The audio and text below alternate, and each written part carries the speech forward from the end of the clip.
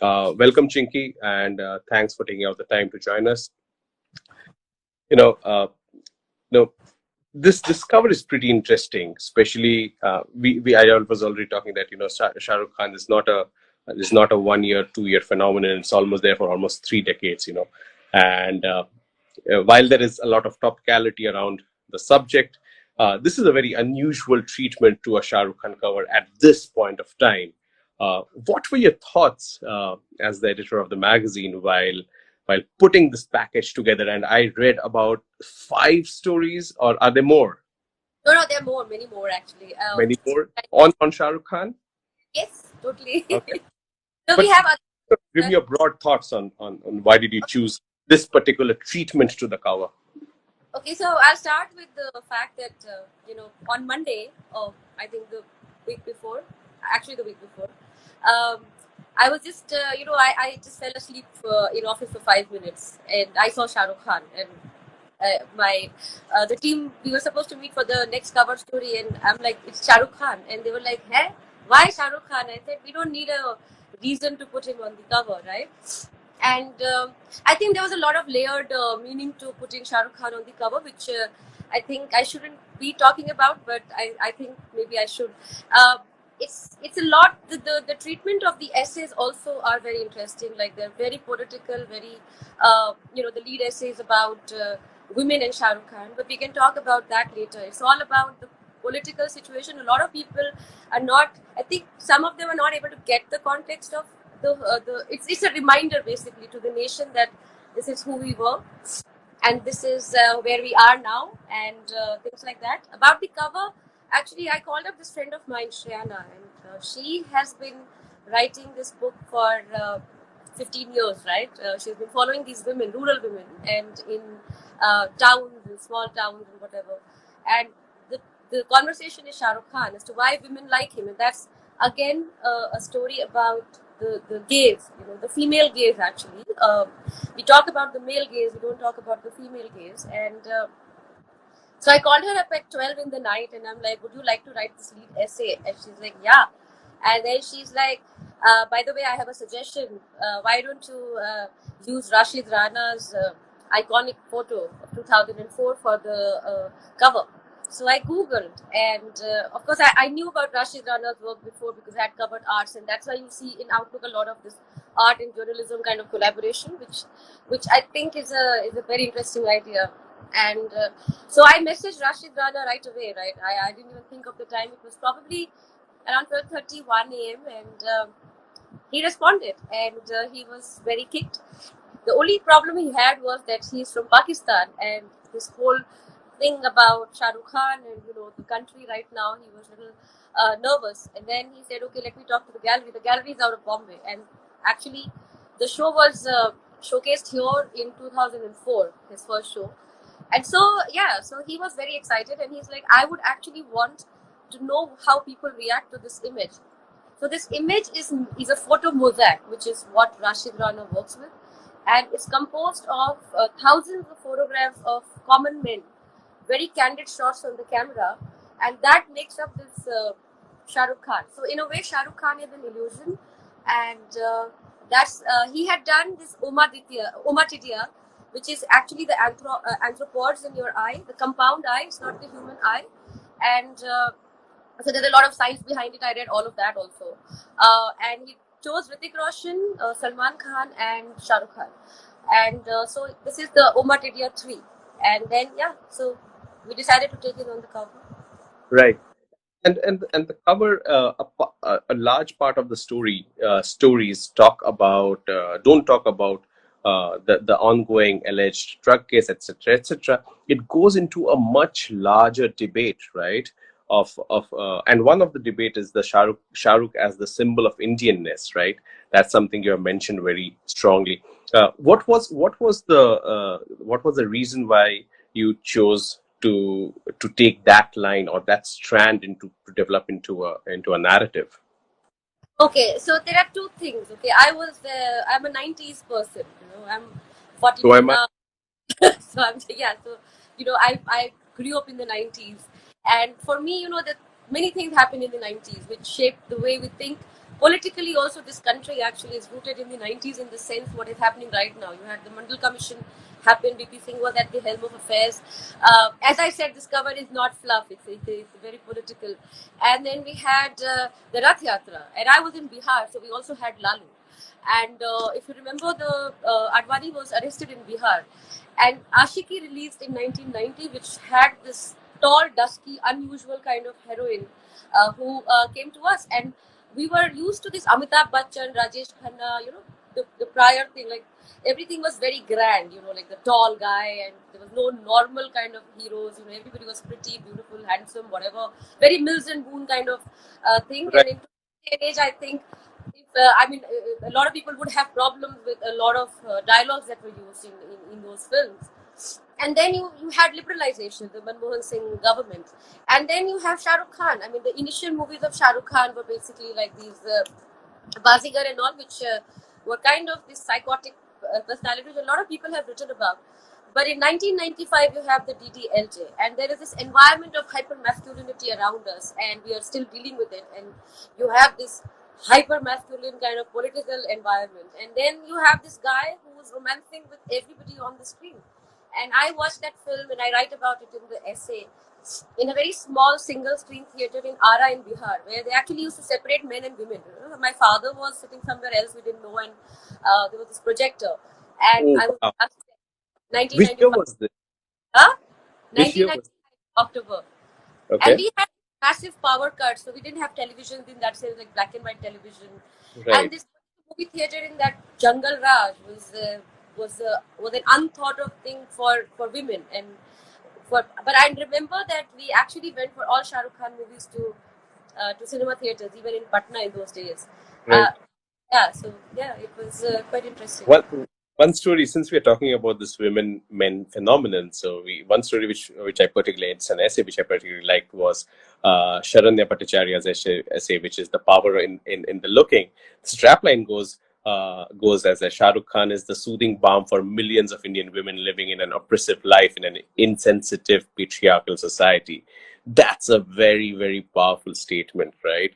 Yeah. And it's great that you bring out different facets of a superstar, and you put these different lenses of feminism, of the political India, of the changing India into it, and then but give me a little more sense of that. I see a lot of art going into these covers, while Shah Rukh is part of the lifestyle genre of journalism, if I might call it, but otherwise also, whether it was the previous cover on Lakipur, or the cover of Nostalgia, or the cover of Dalits. So there is this strong art, and being part of your journalism today, of the Outlook journalism today. Give me some context to that. Why this sudden change? What does it depict? Well, basically, I covered arts. I have a lot of these artist friends. I speak to them all the time, and uh, there was a two-pronged strategy, or rather thought about it. The thing is, there's this whole Dalit collective art movement called the secular art movement, and a lot of these galleries in the mainstream, they don't really showcase those works. We are still living in a very caste based society, and so I thought, why, if we have journalism and we review these artworks, why not use these artworks and make like a virtual gallery or curate these artworks? And the only condition was that these artworks have to be strong enough to go with the theme of the magazine and the stories that we were taking. And surprisingly, everybody has been very cooperative. We're now getting calls from galleries, and a lot of people are liking this new approach. Well, this is not new, by the way. Art and journalism have always been in collaboration, and I think personally that in the kind of society that we're living in now, where we can't speak much, right, in the sense that you can't be really I mean, you know what I mean, like you have a lot of pressure, you have to watch what you say. I think art is the best way to say things that you otherwise won't say, because art is very powerful. An image can speak 1,000 words. Like if you see Rashid Rana's photo, like the image that we've used, and he was kind enough to give it, and that image itself is also about borders, nationalism, patriotism, and this whole thing of not looking at things in a binary, right? And then, also he's Rashid Rana. I mean, he's very intelligent, and he talks about this whole thing of viewer is the artist also in today's day and age, because you have social media and all kinds of technology.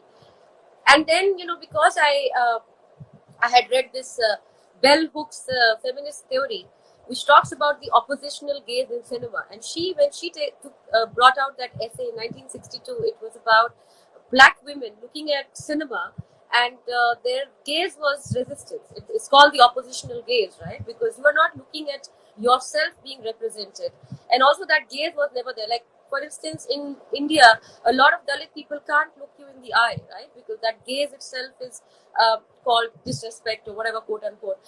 So in this case, we applied Bell Hooks' opposition gaze theory to Shah Rukh Khan and to the viewers also. So Shah Rukh Khan is looking at us, questioning his existence, like where is he now in this current India? And we looking at Shah Rukh Khan and basically trying to find ourselves. So it's a two-way gaze, it's an intersection of gaze. It's a very smart cover, actually, if you get into the meaning of it. So it's not just like a photo. Yeah. Right, right. So, Shah Rukh Khan once called himself the peddler of love, if you remember, right? And Bollywood itself has been looking at unifying the country for a very long time through various narratives. Uh, do you think so that Bollywood, despite all the communal biases that this country has today, has the power of to unite? Do you really believe in that? Well, personally, if you ask my opinion, I don't think so, because those were different days altogether. And Peddler of Love is, see, I believe that love. I'm one of those people who believe that love will win in the end, no matter what. And with Shah Rukh Khan, I was not a big Shah Rukh Khan fan, actually. I like Salman Khan, in those days. But later on, Yeah, I watched. that makes two of us. Yeah. So basically, when I watched a lot of his films later, I haven't even watched My Name is Khan, but I quote that film because I read about it. And Bollywood, I'll tell you our personal experience. Okay, so we called up many people, and I personally called people myself. I know people don't know me in Bollywood because I've never covered Bollywood in that sense, but a lot of people. I mean, our team, Outlook team, and relentlessly we messaged people that we thought would write about Shah Rukh Khan, and we hit a dead end. Like, nobody actually, they dropped out last moment, and big people. I'm saying people that you otherwise would assume. And for me, it was a big disconnect with Bollywood that happened that week. Because we always see people, Bollywood is taking on the entire world, there was this fun film. I think Sunny Deol, that scene I still remember. Chapa ka Lukhar ke, you are just like staring over their Gadar. country. Yeah, and our heroes are like blessed with these superpowers. They can jump, Yeah, fly, take yeah. on an entire I think army. And I think Sunny Deol could have killed Batman with bare hands. yeah. I mean, in the Western movies, they don't have all the powers. They have like this something called the tragic flaw or something. But here, our heroes are like supernatural. So Hmm. anyway, so for me, grew up like that, and I would consider myself innocent, and I believed in it. And suddenly, I'm looking at all these people, and they're not willing to talk about Shah Rukh Khan, and I'm like, oh my God, that guy must be feeling so lonely, And loneliness was another reason why we did it, also, because I think that's one of the things that we usually don't talk about in terms of big stars. And so I don't think Bollywood has any power, because if you are acting in films where you are this injustice fighter, then speak out. I mean, you don't. I mean, I'm nobody to say it. Everybody has a right to Like, their side. you're saying, Chinky, that at this moment, even a megastar like Shah Rukh wasn't getting enough supporters, or people did not want to talk about it, or wanted to deassociate themselves from a subject called Shah Rukh Khan. Your voice has vanished. Oh, sorry. I know that in our experience it was like that. I don't know. Again. Yeah. No, I can't. Yeah. Yes. Uh, in our experience, it was like that actually, and I thought I was very disappointed, and I think I'm not going to, like, I know that I saw Salman Khan go into his house, and we didn't reach out to Salman Khan, but those videos where Salman Khan and Shah Rukh Khan talk, and they moved me, and I started crying. And the other thing was, I wanted to say, because it's a platform. No, Shah Rukh Khan didn't reach out to us. We didn't reach out to Shah Rukh Khan either. We had no idea how to reach him.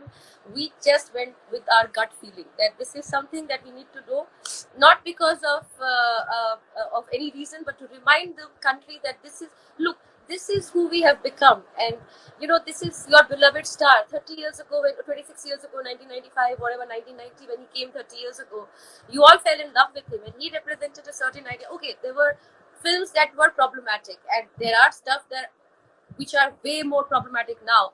Like, I know that one of the people have written about DDLJ having this conservative streak, that he tells the girl and to listen to the father and whatnot. But I think their reading of the film is pretty wrong. Uh, Compared to now, when we have Fab India, taking off their ads. I mean, the condition. So I think the issue was just to remind people it's a very, very political issue. If you read the stories, you'll probably understand that Shreyana's piece is all about patriarchy and women's sexuality in a very controlling environment Right. and Very. class. Finally, we have somebody talking about uh, the importance of love. Sangeeta Devrai says that love does win ultimately, whether love for power or love to elevate the weakest. Messed up in drug obliterates everything.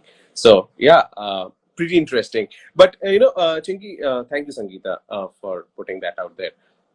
But give me a sense of what else do we find in the magazine. So somebody picks up that magazine today, what else does the person, or goes to the outlook.com /magazine page, bunch of stories there, right? What else should they forward for?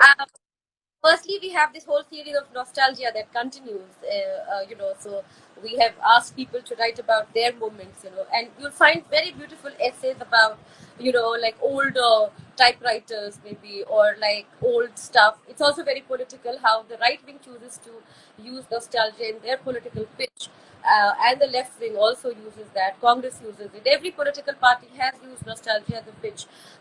So that continues in the magazine. So that's very wonderful. In this particular issue, you have 40 pages of with different takes on Shah Rukh Khan, which one most heartfelt is by Shayoni Gupta. She's an actress, and she worked with him in Fan. And when she said that piece, and I read it, and I'm like, oh God! Like, after all the people, this girl dared to write, and she wrote 2,000 words. We actually didn't have the heart to cut it, so we had to drop another story to sort of accommodate that. And Varun Grover, who actually said that I would like to write about it. So you have very different perspectives. You have international perspective. There's this lovely story by Beth Watkins. And then inside you have other stories as well that you can read. But this is an issue mostly. You have beautiful paintings like this poster guy, Ramakant Fate from Maharashtra, Mumbai. We Right. found him, and somebody recommended him on Twitter, I think Sapna. Basically, a lot of my friends helped out with this issue. And we approached him, and for 3 days we were on the phone discussing how to make this collage of Shah Rukh Khan and women and rural. So we started brainstorming, and then there's this old moving tent cinema thing, and so he's there, and you can see that double spread. You have this another double spread of an illustration. You have a gift also for the readers of a false cover, which is actually Shah Rukh Khan with his Jesus arm. That, Right. Right. That. yeah. So all of that is there, yeah. Great.